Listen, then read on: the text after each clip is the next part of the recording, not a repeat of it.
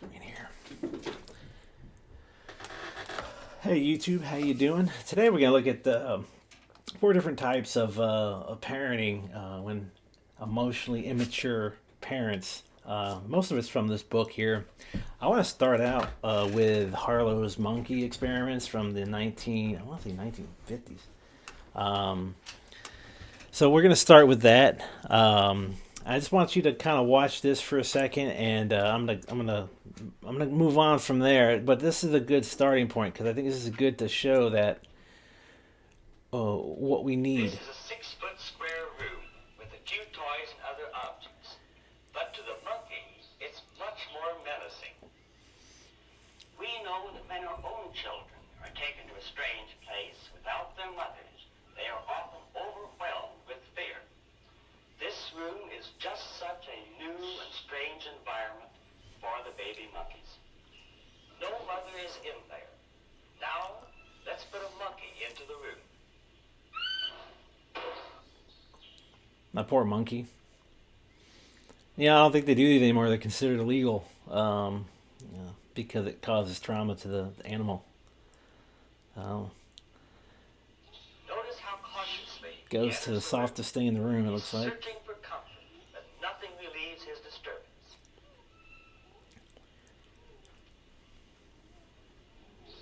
Now we'll take the baby monkey out and put in a wire mother. All right, so you got the wire monkey in there.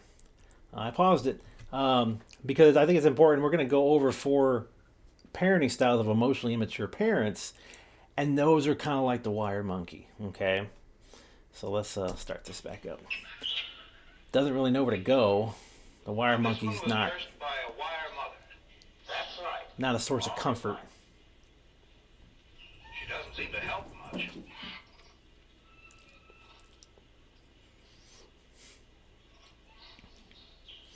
The monkey's kind of just comforting itself. With a cloth mother in the room.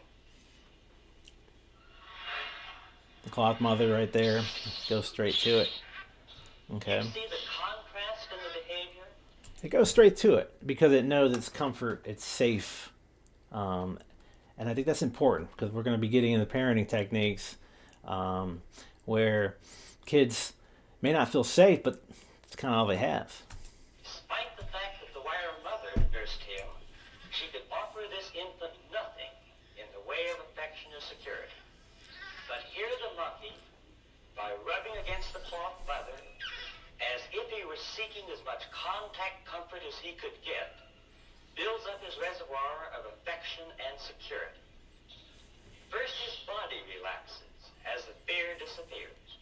But above and beyond this, new positive response patterns appear. He now goes out to explore and investigate this new, strange world. And that's really important that they feel safe and then they explore. And then if something comes along, they feel unsafe, they know where to go. They go right back to the comforting mom, the secure base.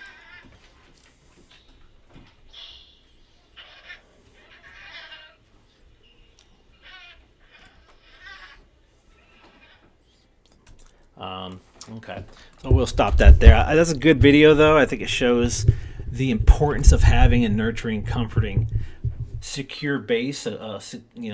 Parents to go back to. You're thrust into the world. If you want to look at Heidegger or something with phenomenology, you're thrust into the world, and you need a secure base to go back to. You need something to come back to. What happens when you don't have that? And I think that's what we're going to look at now with the emotionally immature parents. But first, I want to start with Erickson's stages of psychosocial development. As you can see, if that secure base isn't there, if you just get a wired monkey or a wired mother, you trust and mistrust. Which way you're going to go? You're going to go most likely to the mistrust, and then the shame and doubt, the guilt. You're not really setting yourself up for a good foundation to grow off of and become, when you get to. And I just cut off. There's three others. I cut that off, though. I just wanted to kind of look at the adolescence and early childhood stages.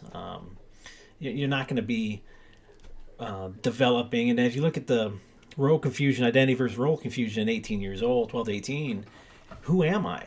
You know, it's and this book, I'm going to do a book review on it. Um, it kind of discusses that with the true self. Okay, where you kind of stop being what your parents want you to be and just be what you want to be.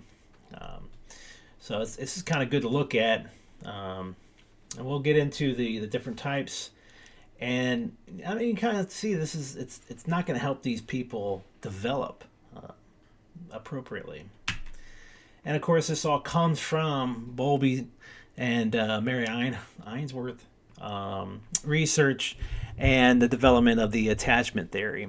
John Bowlby's theory proposed that humans are born with an innate biological drive to form a close emotional bond with the primary caregiver to ensure survival, kind of like with the Harlow's monkey.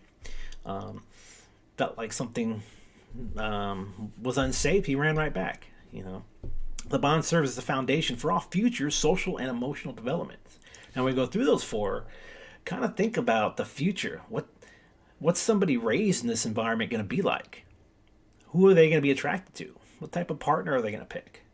What type of parents are they going to be? So kind of think about that when we go through them. The core principles: monotropy. Infants have an innate need to attach to one main attachment figure, usually the mother, which is more important than any other. And you get the critical period. Attachment must occur within a specific window, roughly between 6 months and 2.5 years. If no bond is formed, the child may suffer long-term emotional change. So 6 months to 2.5 years, you go back to Erickson's.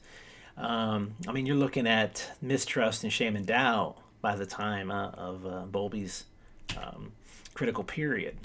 Okay, so you have a mistrust of the world, and you're going to feel a lot more shame and doubt for being independent. And then maternal deprivation, continual disruption of the attachment between infant and primary caregiver can result in long-term cognitive, social, and emotional difficulties. Oops. Yeah. Okay, so let's get into the 4 parenting styles that's found in this book here. It's by Lindsay Gibson, PsyD. I'm not doing a book review on it. I just wanted to review these 4, but this is pretty interesting. I enjoyed reading it. But the first one is the meltdown specialist. It's the most infantile type, governed by fluctuating moods and a black and white view of the world. The key traits is easily overwhelmed by stress and lacks emotional balance. It uses despair, rage, or victimhood to control the family. It sees themselves as the victim, keeps score, and hold grudges. The family dynamic: everyone walks on eggshells to prevent a meltdown. And the impact on the child becomes a caretaker, overly attentive to others' moods while neglecting their own needs. Why is that? Why did the child develop that way? Well, if the mother is an emotional parent, is a meltdown specialist, well, who do you think the therapist is? It's going to be the kids. It's going to be the kids that have to come in and fix or help or comfort the mother or father. I guess it depends on which one is the meltdown specialist. But so they grow into that. They develop into that. If you look at the Erickson stages, I imagine it's more the I guess the what did you say? The who am I by 18 years old? Well, I'm the caretaker. Um,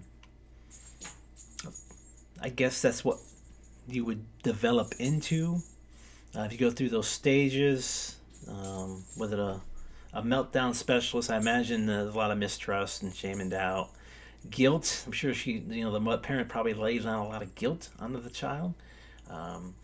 So you can see that that's going to cause problems later on. The fourth one, the driven parent, the controlling achiever. These parents appear successful and responsible, but their emotional immaturity manifests as a rigid need for control. Key traits: are compulsively goal-oriented, values getting things done over feeling, assumes they know what is best for everyone else. The selective praise only rewards the child for achievements they value. The hidden insecurity, they fear being embarrassed by their child's failure. Impact on child, the child feels like a project rather than a person. They may struggle with genuine initiative because they only know how to perform for others. The passive parent, the avoidant enabler, often the favorite parent because they aren't aggressive, but their lack of protection creates a different kind of trauma. They avoid conflicts at all costs, hides their head in the sand. Often partners are a more dominant, aggressive personality.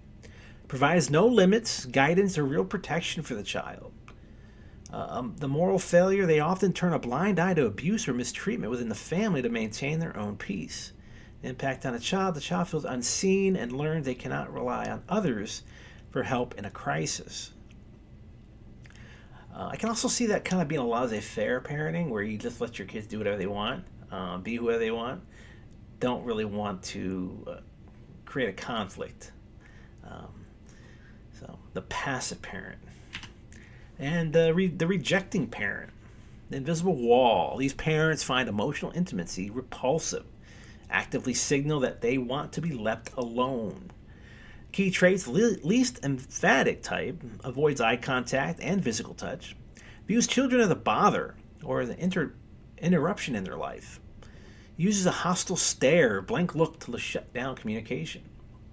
The rejection cycle: they seem happiest when the child is not present. Impact on a child: child feels like an irritant. They give up asking for help and grow up feeling they have no right to occupy space or have needs.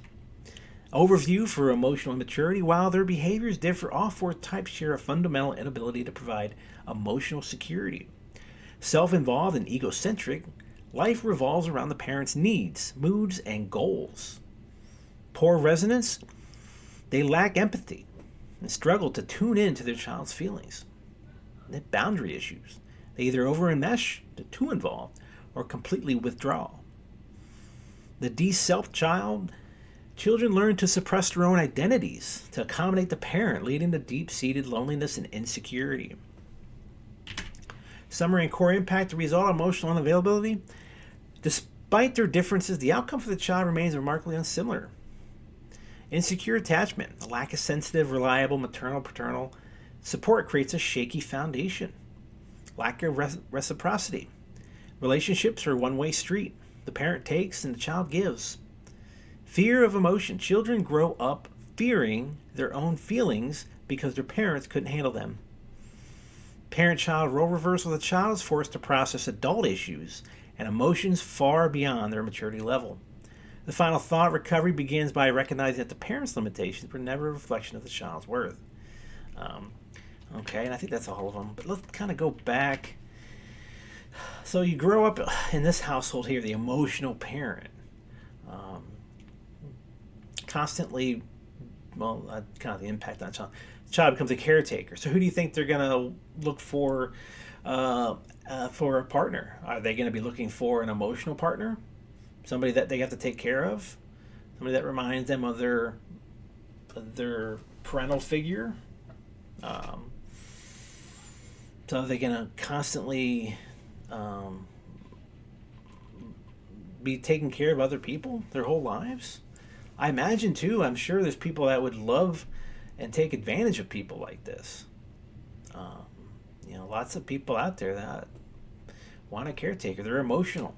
I'm going to yell and scream until you do what I say, or fix something, or until I get what I want. Um, so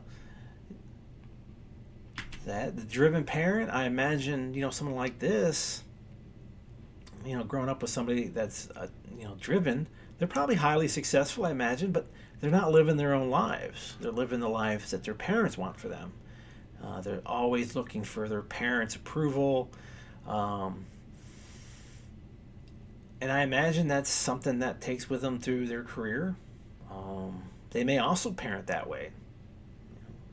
Or they might go the complete opposite. I can see the paradigm swinging the other way too. They're not going to put any kind of pressure on their kids to perform. So I can see all these going the opposite way. I mean, it's sometimes you're in an abusive house, you see what it does and you hate it, and you're like, I'm not going to be like my mom and dad. I'm going to be completely different, be the opposite. However, that can also cause problems too, because all these things, I'm sure they're good in moderation, right? I mean, you want some encouragement, you want your kids to succeed, but you don't want them to do it for you. You want them to do it because they like it, or they want to succeed. The passive parent again, this could create problems. I think kids need rules, and they need boundaries, and they need limits, and just turning a blind eye to everything, that's just setting up your kids to fail, because they're not the adults. You're the adult. You lived in this world. You got the wisdom. You kind of know what's right and wrong. You kind of see how things are going to play out, and you teach the children that, or they're going to find out their own, or they're going to make a mistake, and it's going to cost them a relationship, a freedom, maybe. I mean, who knows? But you don't want to be an avoidant person, or a parent, or a passive parent. And then the rejecting parent, of course, is just sad. I feel bad any kid living in something like this, where the parents are just kind of ignoring, and they're happy that, they're probably happier if they didn't exist. I'd feel really bad for any kid growing up in something like this. They're going to have really low self-esteem, probably get into abusive relationships down the road. So it's just, it's sad to see that. But it all kind of goes back to Erickson's stages of development, and kind of see where these parenting styles can cause I'm trying to think of the mistrust in development.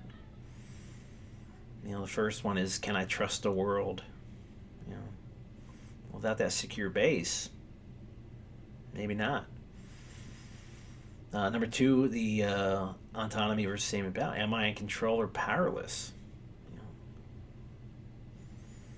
I don't know if somebody who feels like their parents have to make all the decisions for them, probably not going to trust their own judgment. So, but that's what I wanted to present tonight. Yeah, that's everything. So, yeah, put a comment down there. Let me know if you had any experiences with any of these parenting styles. I feel bad if you do. It's certainly a terrible way to grow up. It's setting yourself up for a lot of problems down the road. So, but that's all I got for today. I appreciate you watching. Please like and subscribe. You have a good night. Thank you.